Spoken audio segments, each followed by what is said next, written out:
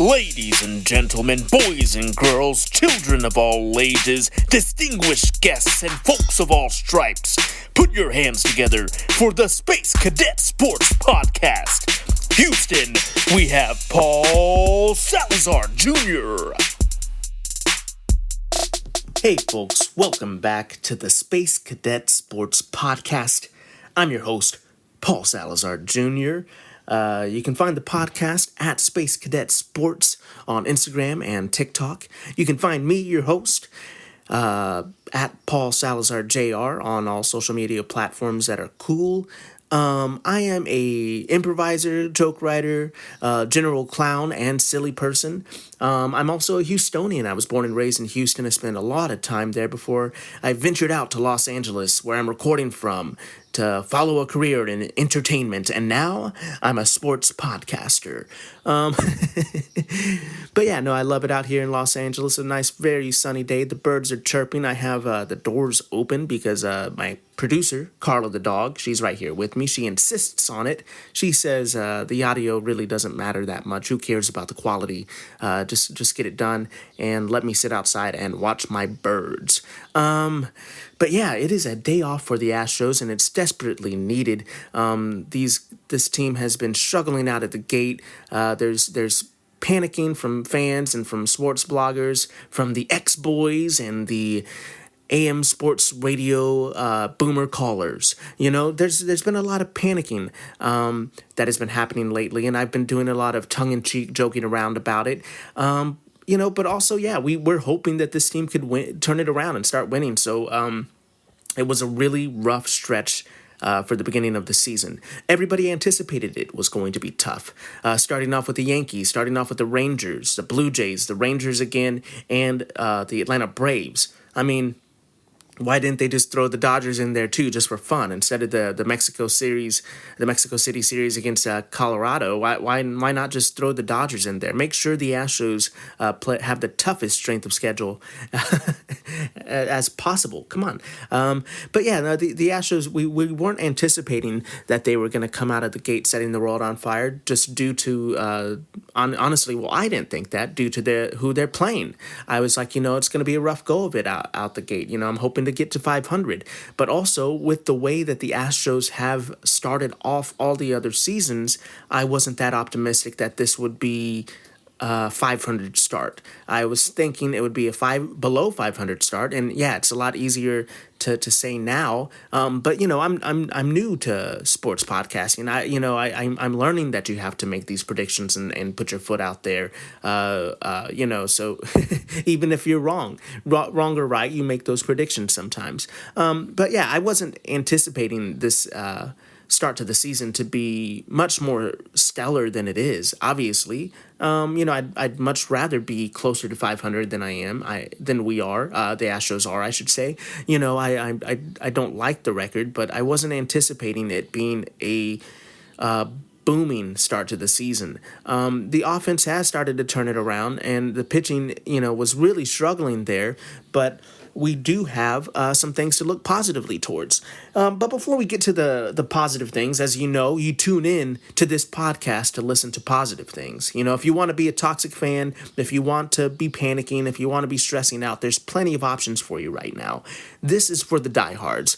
This podcast is for the people that are going to be with the Astros no matter what the outcome is. Of course, we want more wins. We'll definitely talk about our frustrations. We'll be able to vent here. But overall, this is a positive place. We do want to be cheering on this team, even if it isn't the most fun to cheer for at times. But that being said, we're going to kind of get into the comments section here. It's time for a new segment here in this podcast, the comments section.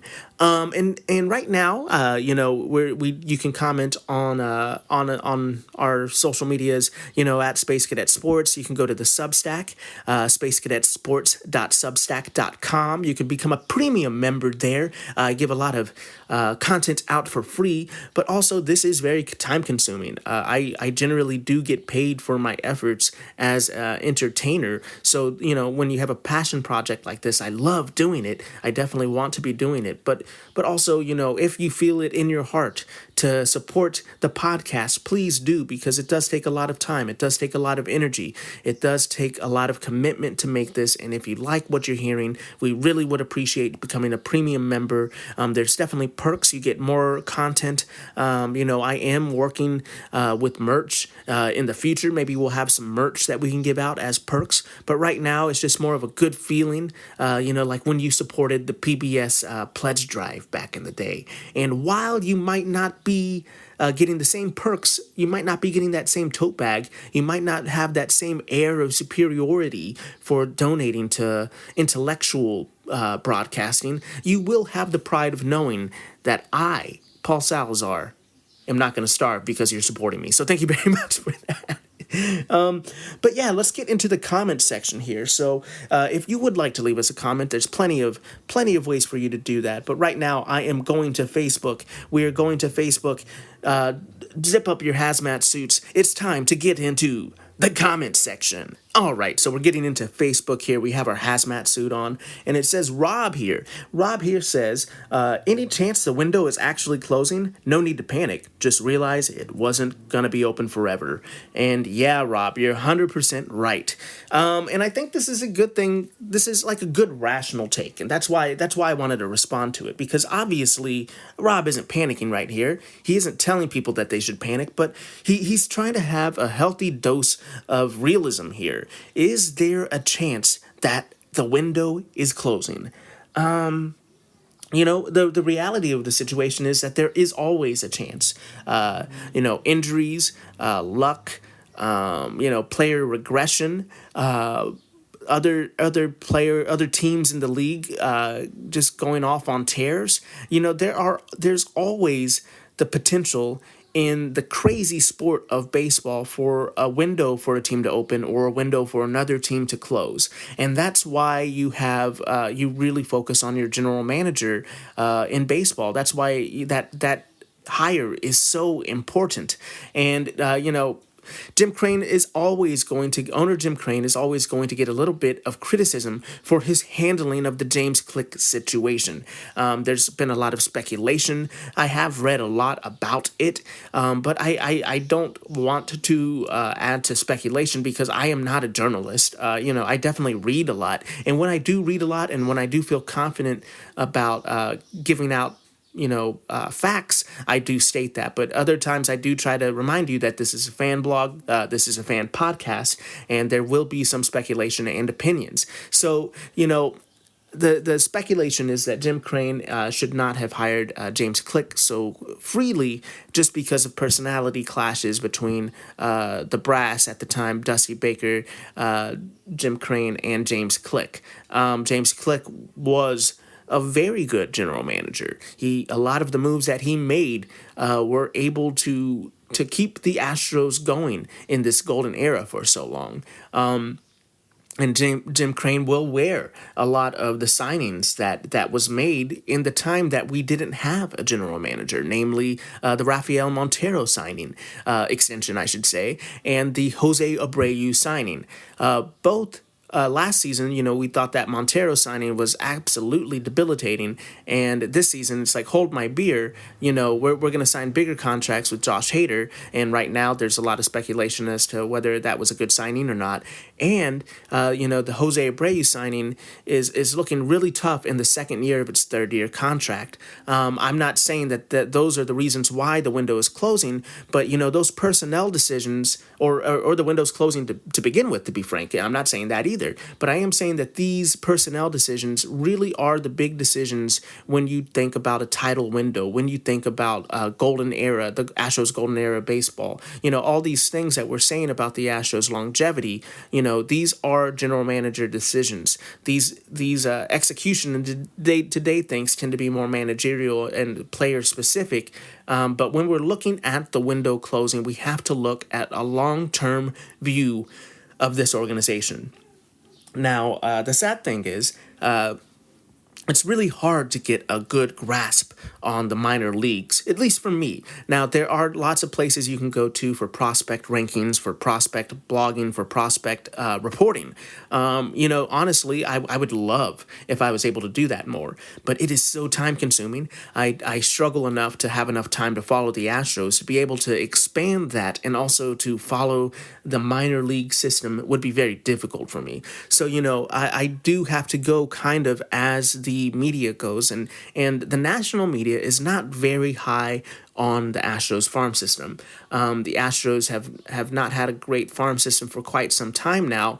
And, just a reminder to all the haters out there, people do say that the Astros never got punished for the sign stealing scandal. But the Astros did lose draft picks, and those draft picks really do add up at this point in time, where the Astros are looking at potentially losing Alex Bregman, where we're desperately trying to keep Kyle Tucker, where we're trying to figure out where we're getting starting pitching from, and simultaneously trying to figure out if there's any solution at first base. This is a time where it would be really nice to have another prospect in the system. We did trade Corey Lee away last season to the Chicago White Sox for Kendall Graveman. We were looking for some relief pitching there, and that trade ended up not really helping us too much because of Kendall Graveman's injury. But, if we would have had someone like Corey Lee, not even just to have in the system to potentially play first base, but just to, frankly, even just to trade away right now. The Astros don't have a lot to trade away. When we're looking, if there's a potential to trade Jose Abreu at some point, if he does get it going again, and he does garner some trade interest, it'd be really hard to trade someone like Jose Abreu because we don't have a lot of prospects to package with that deal to make it good and to make that return of investment worth trading him away, and something that we could build on for the long term. So I'm saying that the future of this team is very up in the air because we don't know what prospects are going to develop and come up. The Astros are really good at getting a lot of efficiency out of the prospects that they get. They definitely have developed a lot of pitching. You look at Framber Valdez, Christian Javier, Ronel Blanco, Jose Urquidy. Basically, if you just look at our starting pitching, if you look at a lot of our homegrown talent, a lot of these guys weren't heralded prospects by any means. So sometimes the Astros will have a guy that comes up that is absolutely fantastic, or other times they add it in trade, like Mauricio Dubon. They tend to find talent and bolster talent, kind of on the edges, on the fringes. Find a Chas McCormick, find a Jake Myers. And I know a lot of people might have some complaints about these players and be like, they're not five-tool players. They're not, exactly corner pieces of franchises. But these are the moves, and these are the types of players that make this window remain open. I have confidence in the Astros organization. I think that this is a tough step for them, a step backwards at the beginning of the season, but there is still plenty of season to be played. I trust that this organization will find some solutions to these problems. I am not a baseball executive. I definitely, I've applied to work for the Astros in the past. That would be a dream come true. I had no chance of getting those jobs, but I just was like, why not? Why not apply for something? Go for it. But, I am not in the Astros organization, so I don't know the answers to these questions. I don't know what the possible solutions could even be. But I have a feeling that they have their eyes on the long-term success of this group. And that's why you do moves like don't trade away don't worry about starting pitching and make a quick signing of Michael Lorenzen or pay too much for Blake Snell, and you end up just having to put someone like Blair Henley out there. It seems tough because that seems like we're just throwing the game away. But moves like that are made for the long-term success of this franchise, not the short-term success of it. And that's hard to see when you really want them to be winning games. But I do think that this organization is not ready for this window to end. Now, realistically, maybe the Astros, the window doesn't close, but it looks like it's starting to close, and that was going to happen eventually. I was thinking next season was going to be a big season for the Astros to see, honestly, we're going to see what our roster looks like after a free agency that might take some talent away, and to see what we replace them with, and to see what the organization does to move forward. Next season is going to be a really telling year about the window of the Astros, of the realistic chances of the Astros keeping that World Series title window open. I'm optimistic. I don't think it's closing, but I do understand some people are starting to see that this team is fallible, and I think that's hard because a lot of fans have been able to take a lot of pride in this Astros team and get used to a lot of winning and get used to constantly looking at the odds and seeing that the Astros are favorites to win everything. And right now, those odds are slowly starting to those numbers are starting to dip back. Those numbers are getting smaller, and people are starting to worry, folks. I don't think it's ending. And also, let's just be happy with the ride the Astros have given us. It's been great. I don't think it's time to panic. I think it's just going to be a tougher season than we expected. Last season was a little tougher than we expected, and we made it through that. All right, and we were one game away from the World Series. So I feel like the window is still open. We still don't want to panic. And yeah, let's just we're just gonna have kind of a more realistic look this season, but trying not to get too frustrated by it and to keep positive and keep optimistic. We're gonna look at another comment here. We're here on Facebook here. A good friend Justin. Justin, I like this comment. Simple, short, simple, to the point. We got nada till we get starting pitchers back. I hear you. It was definitely a tough week. If you look back at my podcast recapping the Brave series, Justin, Justin's a good friend of mine, so I'm speaking to him directly here. But the starting pitchers didn't do that terrible of a job. Sadly, in the last series, the starting pitchers stepped up. They gave their best effort. It wasn't exactly a winning effort. Sadly, giving up 2 runs not being a winning effort is a tough pill to swallow. But that really was the case. They a lot of the starting pitchers gave great efforts, but the game was given away in the late innings. So, like you are right in some way. We didn't get it, nada. We got no wins. But looking optimistically, let's take a look forward. We're getting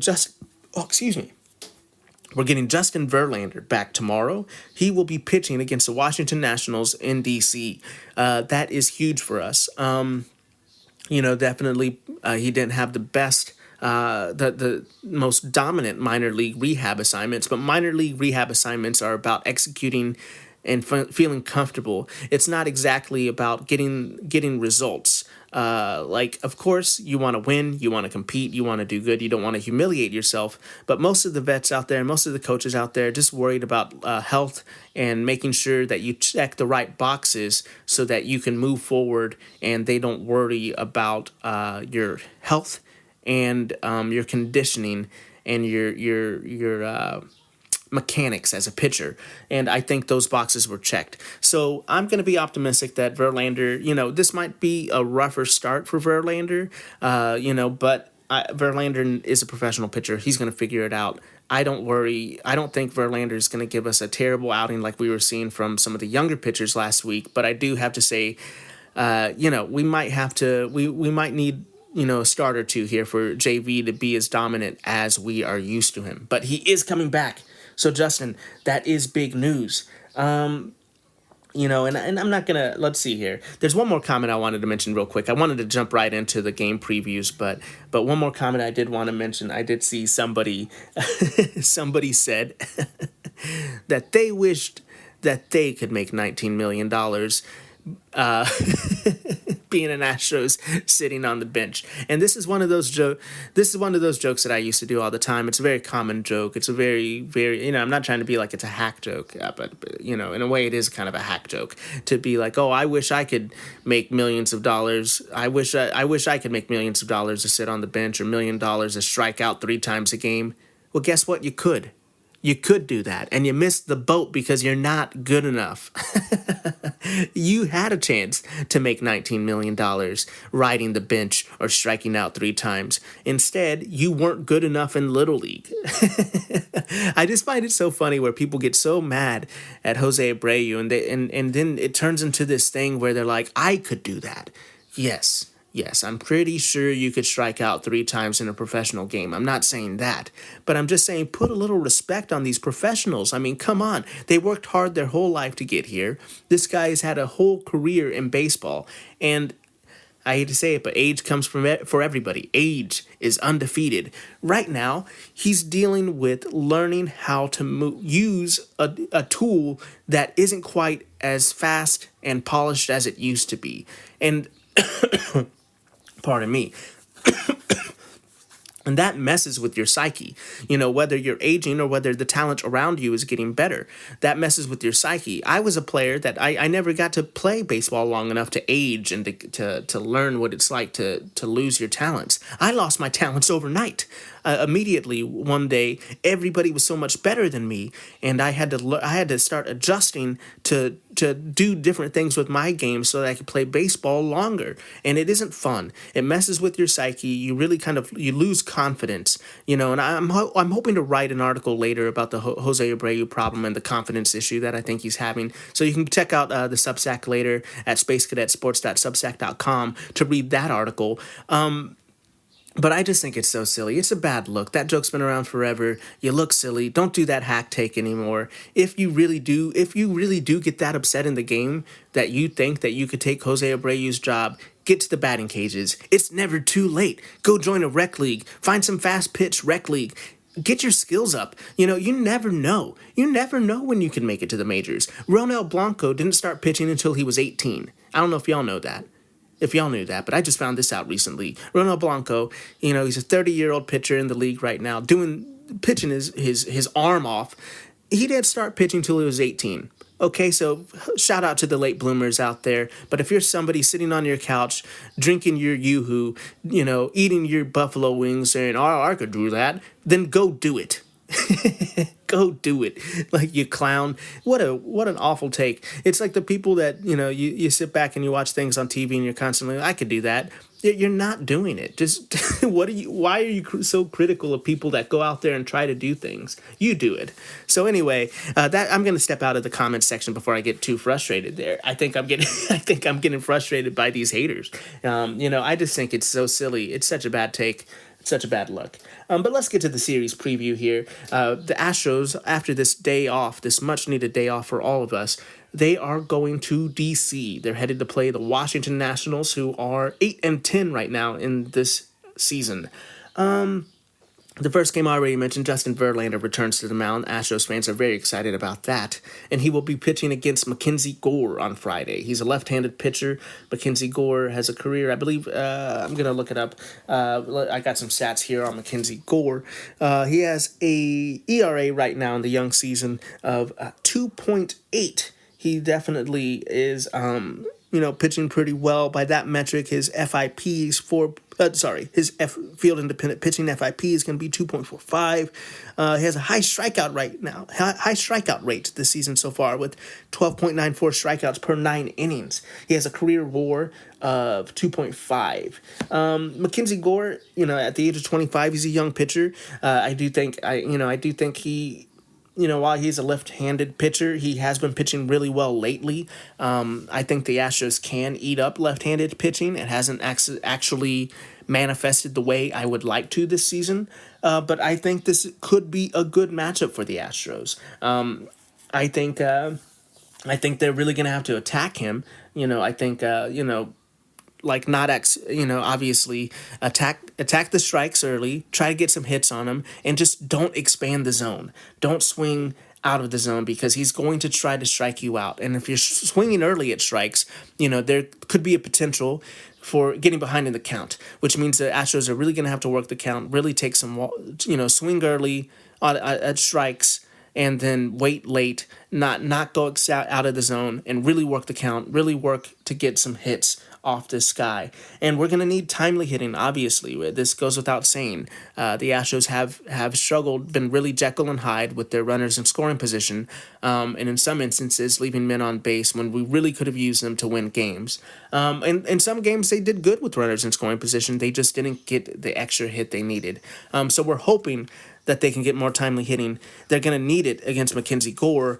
I think they might need it especially because I don't know what type of a performance JV is going to give us. I'm hoping he doesn't give us more. He doesn't let up more than 3 runs, but I'm hoping he could still last into the game late in the inning, so we don't have to tax our bullpen this early after the break. The next game on Saturday is going to be Ronel Blanco. Ronel Blanco is on the mound. He's pitching against right-handed pitcher Trevor Williams. Trevor Williams, for this 420 game, Trevor Williams has a career 7.8 WAR since 2013. His xFIP is 4.10 right now with an ERA of 3.45. Trevor Williams, to me, looking at all these stats, he just looks like a professional pitcher. I'm not trying to say that to be derogatory to him. You don't understand how hard it is to just be a professional pitcher, to be like a Wandy Rodriguez, to be somebody that is just able to go out there, do their job, eat up some innings. Sometimes the results aren't exactly perfect, but they keep you in games. And I think that this could be a dangerous pitcher for the Astros.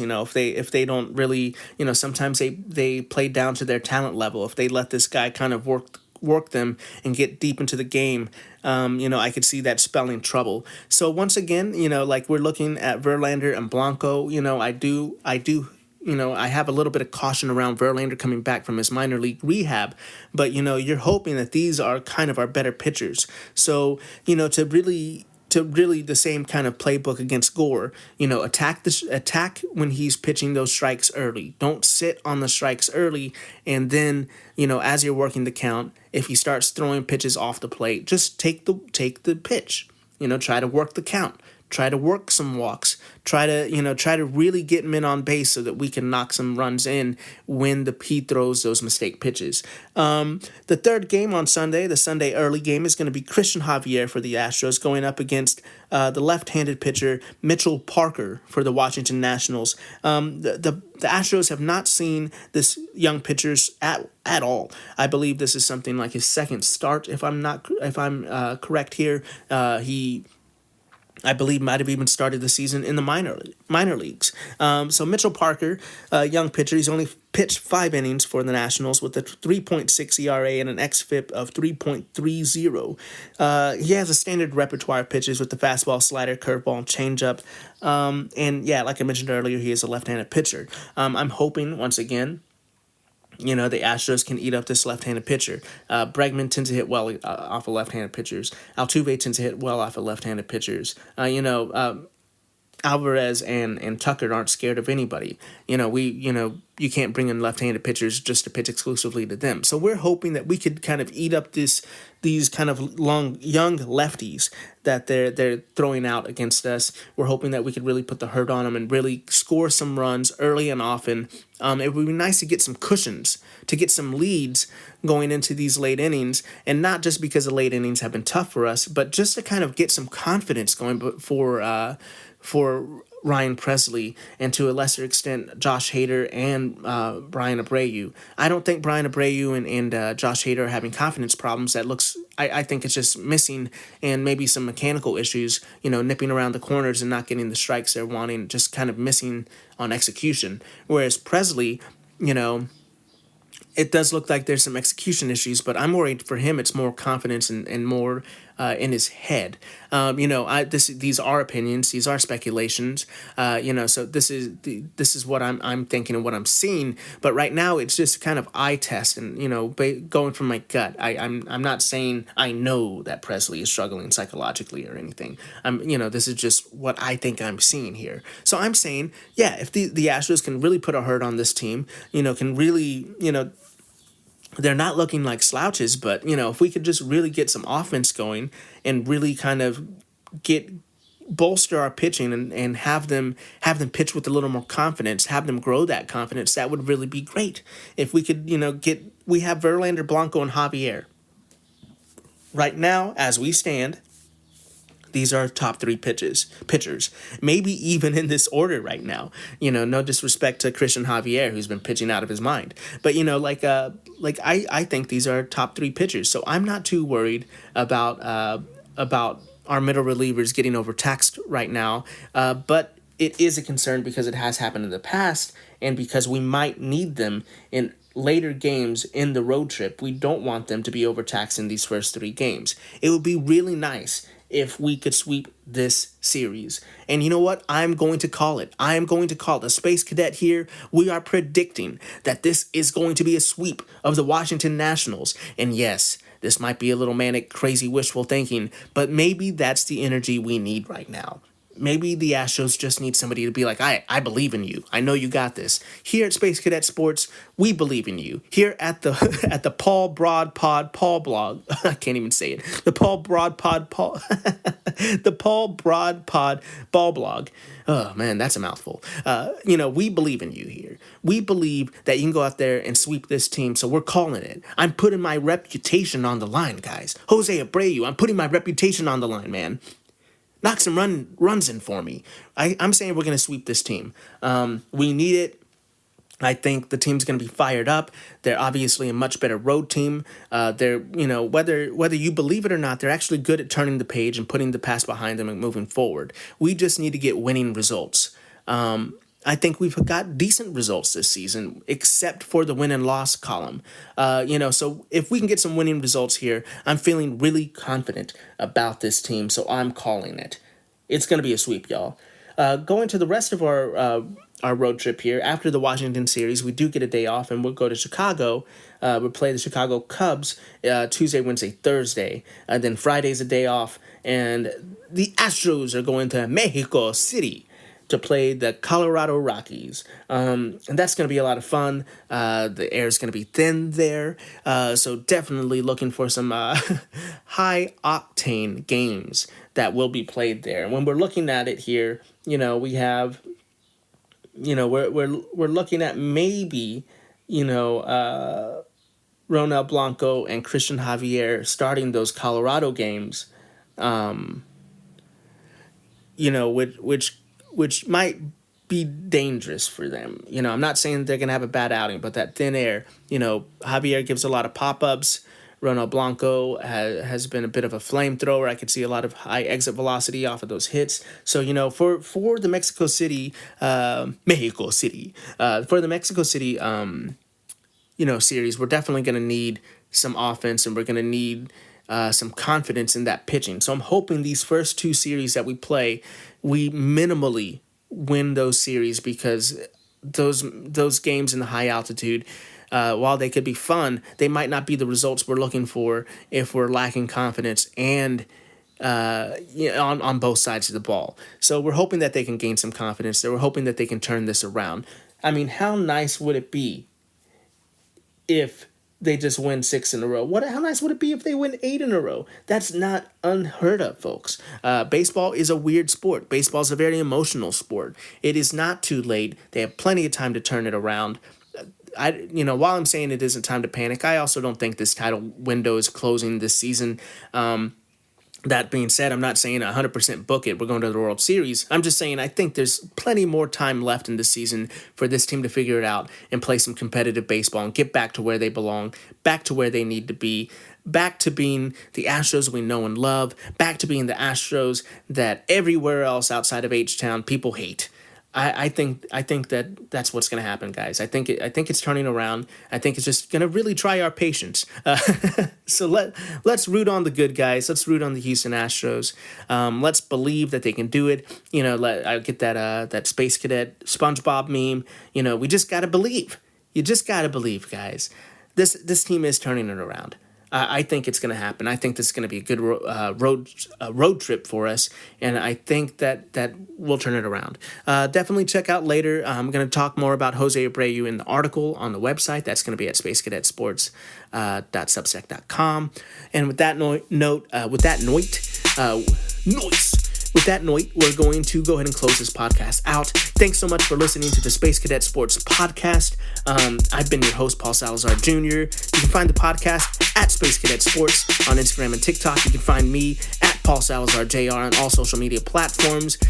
Find Carla, our producer, co-host here, at good.dog.carla on Instagram. And yeah, just definitely go check out the Substack. Go check out the website, paulsalazarjr.com. If you really like what we're doing here, please give us a subscribe, rate, review this podcast. If you know another Houston Astros fans that needs to be cheered up, send this to them. Go share this with them. Share the love. Let them know I'm out there trying to do the good work for the Houston Astros fans. We really do appreciate you being here. If you have it in your heart to become a premium member of my Substack, please go give it a shot. I try not to keep those prices too high so that you can support me and not feel like you're being charged an arm and a leg there. It isn't too much, but it really does go a long way to help support the podcast, help support me, and help support Carla so we can get her treats and toys that she desperately needs and deserves. Thanks for listening to the podcast. Keep your head up, son, and vamos Astros.